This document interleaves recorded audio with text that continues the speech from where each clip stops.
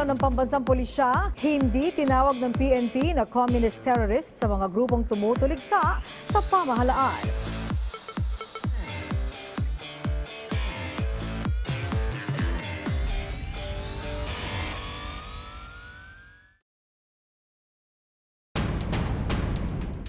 Good day and welcome to Pros and Cons, where we ask the hard questions and you decide which side of the truth you would choose to believe.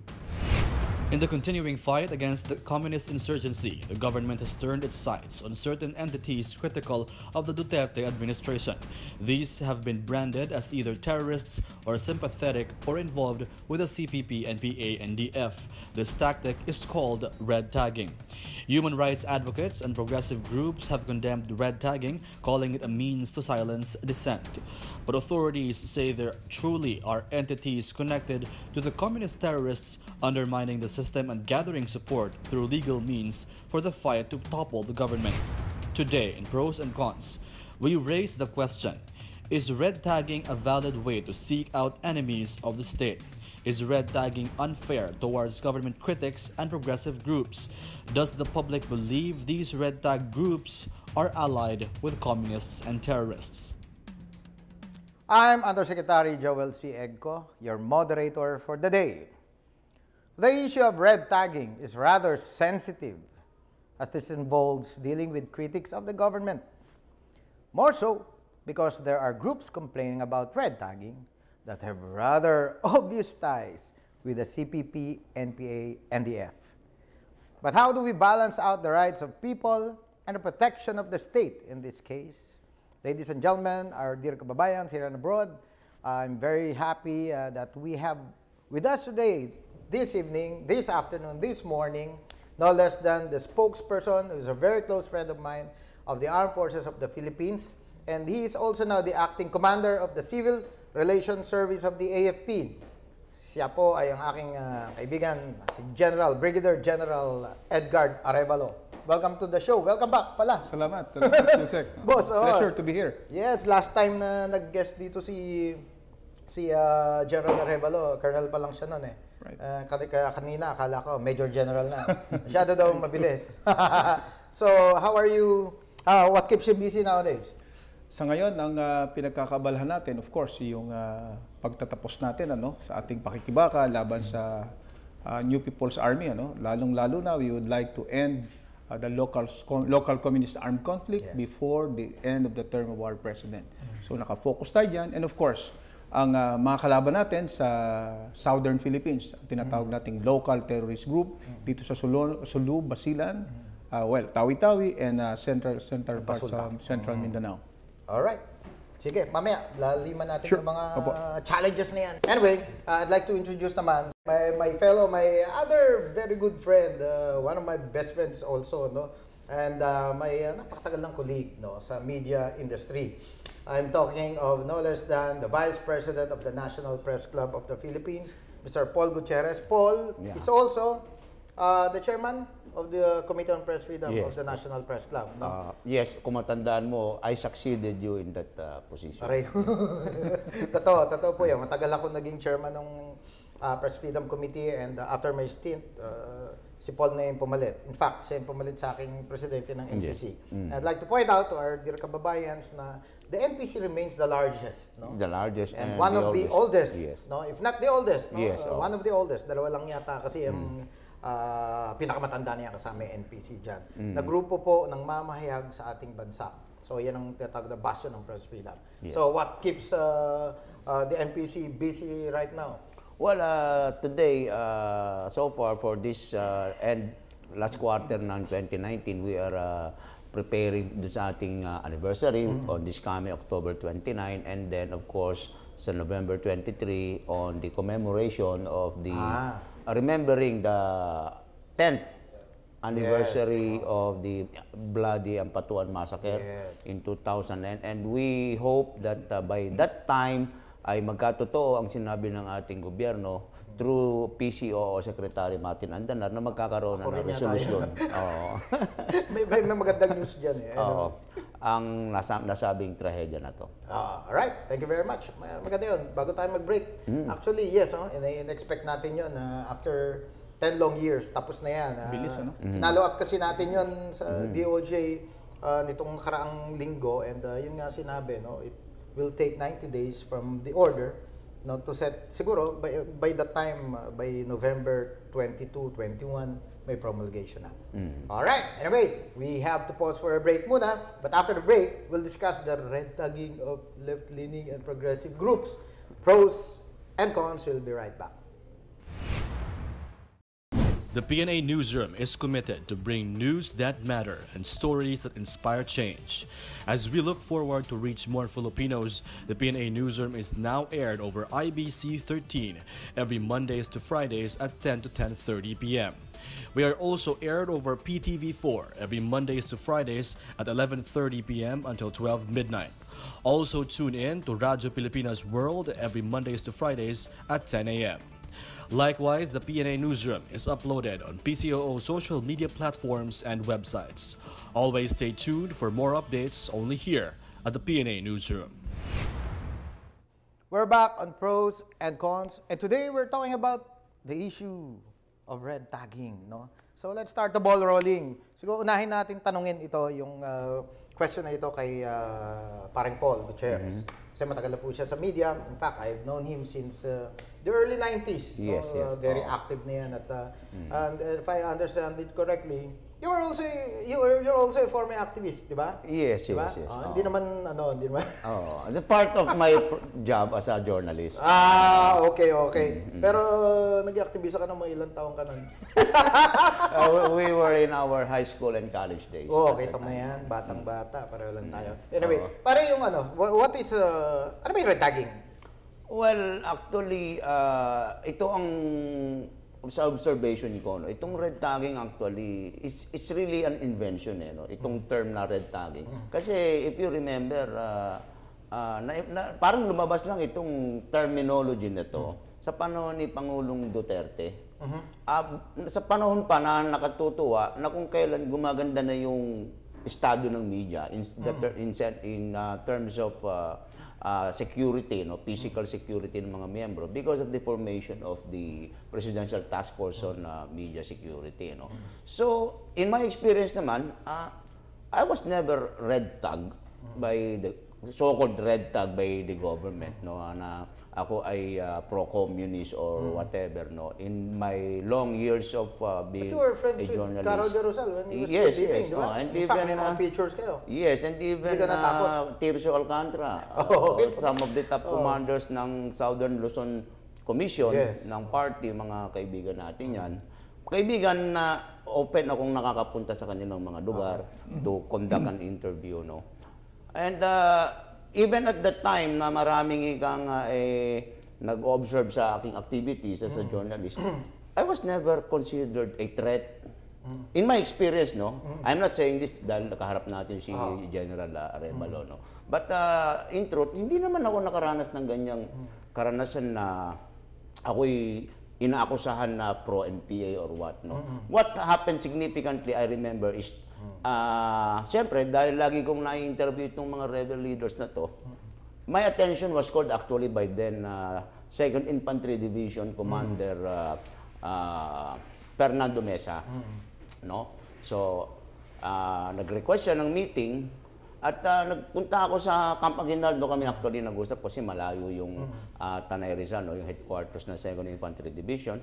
At nilay down lang niya yung observation niya doon sa aking mga artikulo and requested me na baka pwede next time, kumbaga, balansihin ko naman daw yung istorya. Kasi nga, he was even joking me na bibigyan ko ng, let's say, 5 paragraph si Ka Roger o si Tirso Alcantara, no? Then bibigyan ko siya ng 2 paragraph. Sasabihin niya sa akin, sa bandang huli mo pa inilagay yan. Paano kung na-edit yan? Di wala na yung side ko, no? But to my mind then, after that discussion, nag-reflect ako and I realized, yes, meron akong fault on my part as a journalist dahil hindi ko nga nabibigyan naman ng proper treatment or equal treatment yung side ng AFP na yun lang naman ang gusto nilang mangyari all along. But not to say na ako yung nakatanggap ng mga death threat o pag nakakaharap ko ang mga military officials, ako ay publicly being accused of sympathizing with government enemies. Wala namang ganun.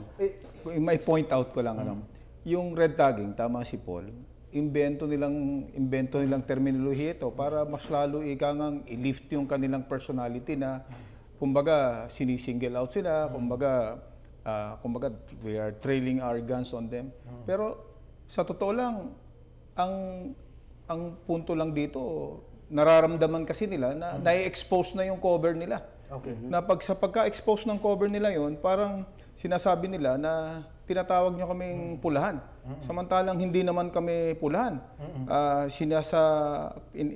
Dinadala nyo sa panganibang buhay namin. But the truth and in fact about it is, na-expose lang natin sila sapagkat yung mga bagay na alam na natin ngayon about them, na hindi naman ito galing sa manipis na hangin na tumingala ka sa langit, meron ka ng informasyon tungkol sa kanila.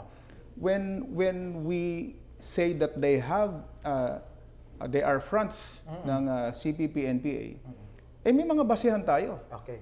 Una na dyan, napakaraming mga indigenous peoples na nagsasabi na kinukwento nila sa mga kwento nila na pinapatay ng military, inaapi ng military, ginagahasa ng sundalo. Sila ngayon ang lumulutang na nagsasabi na hindi yan ang tunay na istorya sa kabayanan. As a matter of fact, pumunta sila sa ibang bansa upang ikwento doon dahil doon sa ibang bansa, nagagawa nila lahat ng istorya ang gusto nilang gawin dahil walang makapag-validate, walang makakontra. At yung mga bansang kanilang pinupuntahan, may malambot na puso yan pagdating sa kababaihan, kabataan, kawalang edukasyon. Kaya pag doon nila kinuwento yung mga kwentong barbero na ganito, madali nilang napapaniwala. Ngayong lumutang na ang mga tao, mga dating rebelde, dating mga IP na nagkukwento ng tunay na pangyayari, nabublow yung kanilang cover, sabi nila, nire-red tag nyo kami, minamarkahan nyo kami. Pero ang totoo, talaga naman sila ay front organizations at yung red tag na terminolohiya, tawag lang nila sa kanilang sarili upang sa ganun, pabanguhin sila at mukhang ina-identify natin sila sa isang... So officially, ito, I have to ask you bluntly para alam naman lang. Are you in the business of red tagging these groups? Kailanman po ay hindi naging pulisiya ng ating pamahalaan, lalo na ng armed forces, ang mag-red tag. At kami naman, nagsasalita kami, kagaya na banggit ko kanina, nang may ebidensya tayo. Paano ba naman? Ilang beses nang hinamon ng armed forces itong grupo ng karapatan. Tuwing may maabuso na karapatan ng kabataan, ng IP, kagaya nito, may mga nahukay na mga bangkay, na mga mismong mga taong naghukay ang naging mga saksi. Nung pinatay ito at ibinaon, yung iba buhay pa, ibinaon. Ngayon pinakita nila, hinahamon nila yung karapatan. Nasaan kayo upang batikusin ang gumawa ng karumal-dumal na krimen na ito? Nasaan kayo? Yung mga magulang na umiiyak doon sa Senado sapagkat yung kanilang mga anak ay nawawala at matagal na nilang pinaghahanap at hindi sila makatulog sa paghahanap dahil hindi nila makita-kita magpahanggang ngayon. Ang paniwala nila, umakyat na sa kabundukan. Saan nila nakita? Nasa press briefing. Pinagpe-presscon nung tinatawag nilang Makabayan Black. Samantalang nandun nag-iiyak ang ina sa Senado, samantalang yung anak pala nasa kanila, dinala nila sa isang presscon sa halip na pagkitahin. Ngayon, nasa ng Gabriela upang ipagtanggol ang karapatan ng mga kababaihang ito ng mga ina na ang mga anak ay nawawala, umiiyak, subalit hindi naman nila tinutulungan. So, bakit pagka kumbaga, ang nasa sakdal o naakasuhan ay ang military o ang pamahalaan, napakadali nilang sisihin na kayo ay violator, kayo ay kahit wala pang sapat na basihan. Pero pagka ganito, malinaw na malinaw ang ebidensya, hindi kami ang nagsasabi, kundi mga tao na saksi. Tahimik naman sila. Tahimik sila at wala silang komentaryo. So, saan sila humihilig? So masisisi ba natin na sambayan ng Pilipino kung paniwalaan na sila ay pumapanig sa mga NPA dahil yung mga atrocities, yung mga pag-abuso na ginawa ng NPA, hindi naman nila kinukondina at tahimik sila sa mga pag-abusong kanilang ginawa. Okay. So, ang nakikita ko rito kasi, correct me if I'm wrong, well, officially, of course, yung pag-expose, nasasabi mo kanina, you kept on repeating that term, no, yung phrase na exposing themselves as legal fronts, no? Yes. So, parang yun ang talagang linya. Somehow, yung sasabi mong invention, Paul, red tagging ang dating sa kanila. So parang, teka, that's red tagging us, that's dangerous, ano? Tama ba? Actually, sa ngayon kasing gumaganda nga ang kondisyon ng media sa Pilipinas, they want to maintain this perception or this feeling sa ating mga kababayan na walang nagbago. That na ang gobyerno ngayon para pa rin kondisyon ng martial law. Di ba? So, You're referring to yung sa media industry? Yes, sa media industry. Na gusto nilang pakita na insofar as the media is concerned, delikado ang trabaho ninyo, ang kalagayan ninyo kasi nire-red tag kayo ng gobyerno. But again, in my experience, wala namang ganun eh. What should they do to avoid being, to prevent being, accused of being front for the left? Simple lang naman nga yan eh, di ba? You strive, unang-una muna, subukan yung maranasang makipag-immerse sa militar, di ba? And then balansehin lang natin yung objective, yung mga paggawa natin ng balita. Kung may press release halimbawa ang NDF or CPP, NPA. Based on your experience, meron ba talaga infiltrated ba ang media? Oo naman. Matagal na nating, that's one of the written and mentioned, open secret, di ba, sa industriya, na may mga grupo sa media na talagang matagal na matagal na silang ideologically, shall we say, committed laban sa gobyerno. Di ba? And on my part, it's really, I'm just fortunate na along the way nga, I strive na makita yung balancing sitwasyon. Di ba? Na-expose ka sa pareho. Na-expose kasi ako sa magkabilang panig. And so I strive na to strike a balance kung ano yung katotohanan na dapat naman talagang iulat nating mga nasa media. Alright. So before we turn over to General Arevalo, we're going to take a short break muna. And after that, we're going to continue our discussion on red tagging. So, pros and cons. We'll be right back. Stay tuned. The PNA Newsroom is committed to bring news that matter and stories that inspire change. As we look forward to reach more Filipinos, the PNA Newsroom is now aired over IBC 13 every Mondays to Fridays at 10 to 10:30 p.m. We are also aired over PTV4 every Mondays to Fridays at 11:30 p.m. until 12 midnight. Also tune in to Radyo Pilipinas World every Mondays to Fridays at 10 a.m. Likewise, the PNA Newsroom is uploaded on PCOO social media platforms and websites. Always stay tuned for more updates only here at the PNA Newsroom. You're still watching Pros and Cons. Before we proceed with our discussion, let's look first at what netizens are saying about the issue of red tagging. Ang tanong po natin ay, naniniwala ba kayo na ang mga grupo na red tag, no? Di ba? Ayaw nga natin sabihin yun. But yung sinasabing na red tag ay kaalyado ng CPP, NPA. Do you believe that red tagged groups are allies of CPP, NPA? So, ang ating pong resulta, wow. So, 95% ang sinasabing they believe. No? They believe. And only 5% nagsasabing they don't believe. So let me read a couple of comments from our followers. Unahin na natin itong kay Tanreb Ena. Parang binaligtad to na Ann Bernat. Sabi niya, ano pa nga ba? Nagsalita na ang mga nanay ng mga anak na na-recruit ng mga party list na ito at kalaunan, namundok na ang anak nila. Kita din naman sa mga litanya. Ito naman ang sinasabi ni Miss Wengweng Aluk Nibda. Sabi niya, naniniwala ka pa ba na meron CPP, NPA? Noon panahon ni Apple Lakay, meron. Pero ngayon ay mga dugyot na patay gutom na may tangan, bulok na armas lang na pinakikinabangan. Kasi, paano na ang procurement ng bala ng AFP kung wala ng NPA? Basahin ko ba to? Ano na lang sila? Ano na lang ba sila? So, medyo ano po yung comment niya. Anyway, so, we can see from this, hindi po ito invention, hindi po ito scripted na poll survey. Kahit po sino pwedeng masalta, pwedeng bumoto. But this time, it shows. No? Imagine mo, 95% at any given time, for instance dito, sinasabi that they believe na front yan. Lalo na nilang sasabihin na nire-red tag natin sila. Dahil ang mga sambayan ng Pilipino, ang mga nanonood ay naniniwala, 95% of them ay naniniwala na sila ay tunay namang kapanalig ng mga teroristang grupong NPA. So, ang gusto lang naman natin sabihin ever since, I'll just pick up doon sa sinabi Yes, Paul yes, kanina. please, yes, please. Maganda Sabi niya na tinawag daw siya, humingi lang sa kanya ng pagkakataon na marinig din naman yung panig. Ever since naman, Joel, Paul, I thank you for pointing that out. Ang punto naman lagi natin, balanse lang, di ba? Because we are the protector of the people and the state, di ba?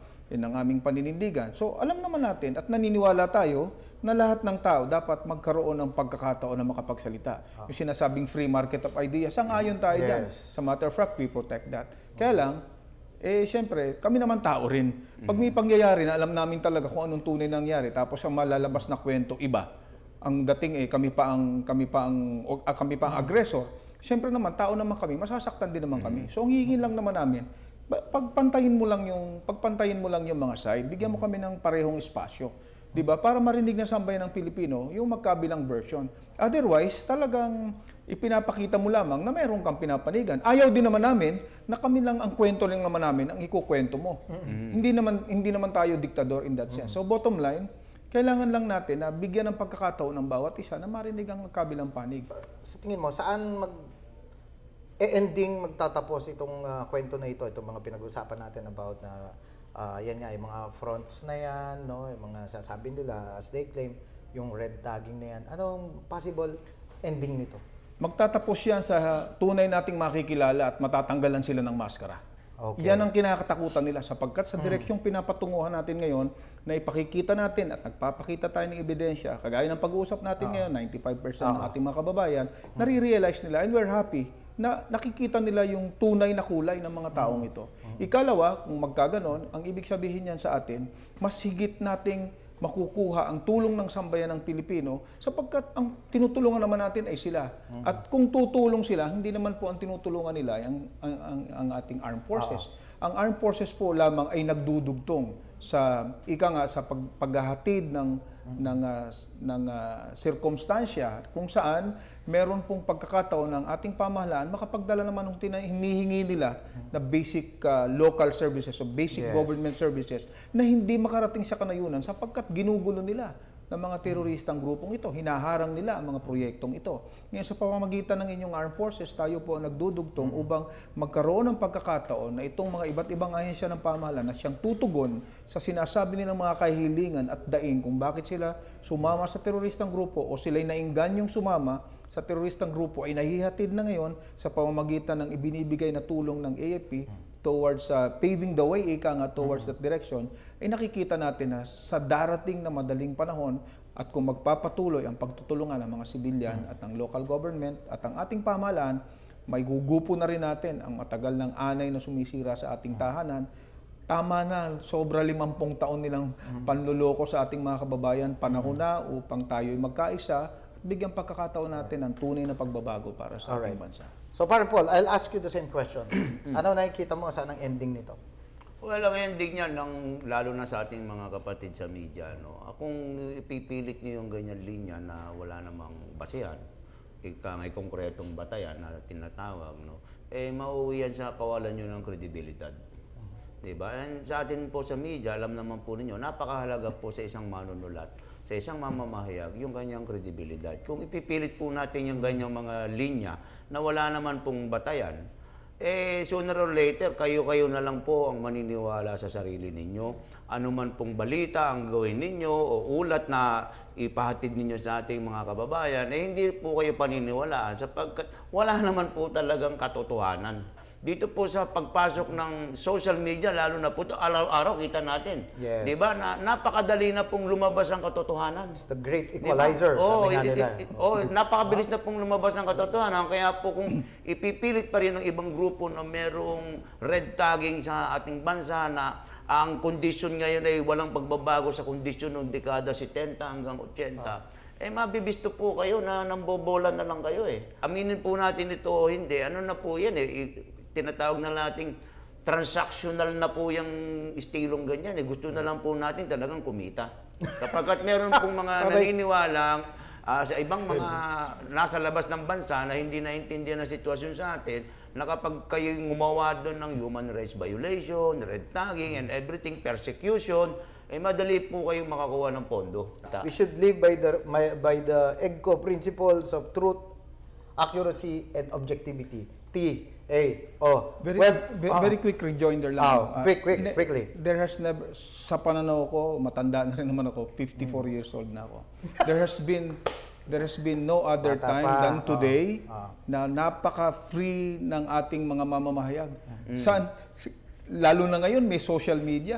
Hindi mo pwedeng sagkaan yung social media. At higit sa lahat, the fact na nakakapag-rally sila, the fact na nanduroon sila sa Kongreso, ay pagpapatunay na lahat ng panig ng ating pamahalaan, ng ating bayan, kahit pa sinasabi yung marginalized sector na hindi naman talaga marginalized, ay nare-represent. So, ang kalayaan ay nandirito. Kaya hindi ko alam kung saan nila hinuhugot yung red tagging. Alright, there you have it folks. Straight from the shoulder and right on the money. But before we go, so unahin na natin siguro si Paul, no? Yeah. For your message, ito na yung pagkakataon mo, kausapin yung ating mga kababayan. Yes, as I mentioned earlier, ating mga kababayan, sa ating mga kapatid sa pamamahayag, ito pong issue ng red tagging, wala ito. Ito po ay imbento.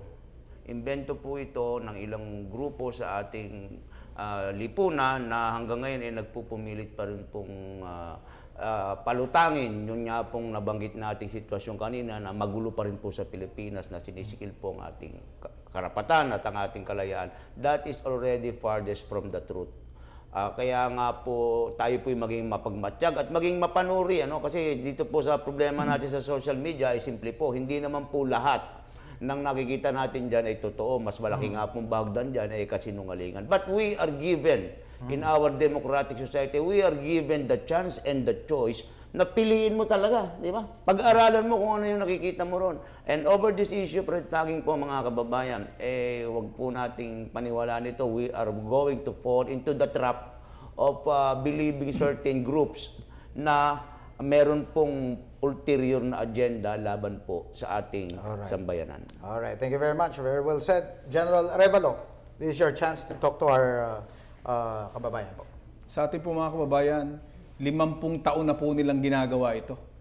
Tama na po yung 50 taon. Sa loob ng panahong yun, wala naman sila nakitang magaling na pamahalaan. Lahat ng administrasyon, binabatikos nila. Lahat ng sinasabi nila, paulit-ulit lang. Kahit hindi nag-exist, yun ang sinasabi nila. Nagtagal sila ng ganitong panahon sapagkat patuloy nilang naloloko ang sambayan ng Pilipino. Ngayon pong ibinubulgar na natin ang kanilang mga sikreto, yung kanilang mga koneksyon sa teroristang grupo. Ngayon po umiiyak sila, nire-red tag daw sila. Hindi po totoo yan. Sinasabi lamang po natin ang mga basihan kung bakit natin sinasabi na sila ay kapanalig ng teroristang grupong ito. Ngayon po na nabibisto na sila, patapos na ang kanilang pamamayagpag, pagtulong-tulungan na po natin ito. Maliwanagan na po tayo ang ating mga isipan na tayo po ay matagal nang niloloko ng mga taong ito. Ito ang panahon higit sa lahat upang tayo magkapit kamay, magkapit bisig upang pagtulong-tulungan natin. Takwil na po natin yan. Huwag na po natin silang suportahan. Ang suportahan po natin ang mga programa na maghahatid ng tunay na pag-unlad at kabutihan para sa ating sambayan ng Pilipino. Kaisa po ninyo ang inyong sandatahang lakas ng Pilipinas sa pamumuno ngayon ni General Noel Clement upang itaguyod ang mga hangarin ng ating pamahalaan at kami po ay magsisilbing tulay lamang. Salamat po at patnubayan po tayo ng buong may kapatid. Alright. Tune in again next week as we discuss another issue of national interest. For your comments, suggestions, and questions, visit our Facebook page and the PNA website. You may be for or against, you may agree or disagree. In the end, we are all Filipinos working towards the same goals. Will you choose what's right? Or will you stay on your side of the truth? Once again, this is Philippine News Agency Supervising Undersecretary Joel Sy Egco. Thank you and see you on the next episode of Pros and Cons.